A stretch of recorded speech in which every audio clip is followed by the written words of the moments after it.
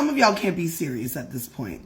Whole grown ass folks writing this. See, this is the reason why some of y'all weren't allowed on my Black Girl Follow train, okay? Because y'all really embody the sentiment of not all skin folk is kinfolk. Now, even though I don't need to dignify any of this with a response, I just enjoy proving people wrong. So me personally, I'm a litigator.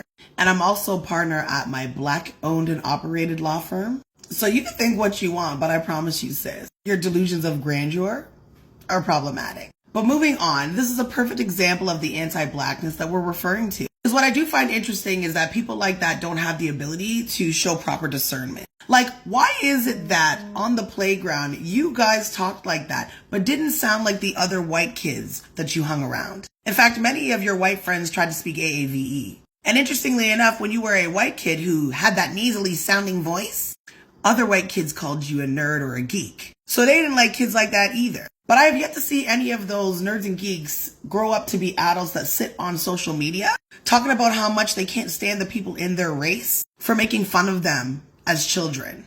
But in your social group, you and another kid had the same name, John, so they called you Black John. Or they dropped the N-word with the hard ER and you brushed it off. Like, I've had a black male whom tell me to my face that he allows his white friends to say the N-word to him, but had a black girl fired because she said, "What up, my nigga?"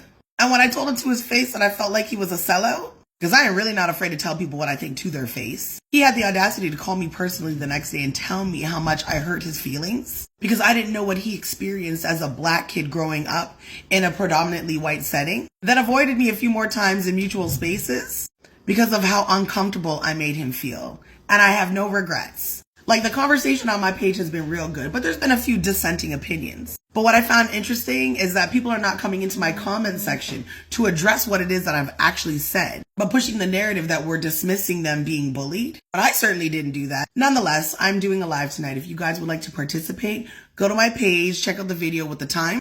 I'll be hosting for about 2 hours. There will be a few boxes that'll be open if you guys want to jump in. I hope to see you later tonight.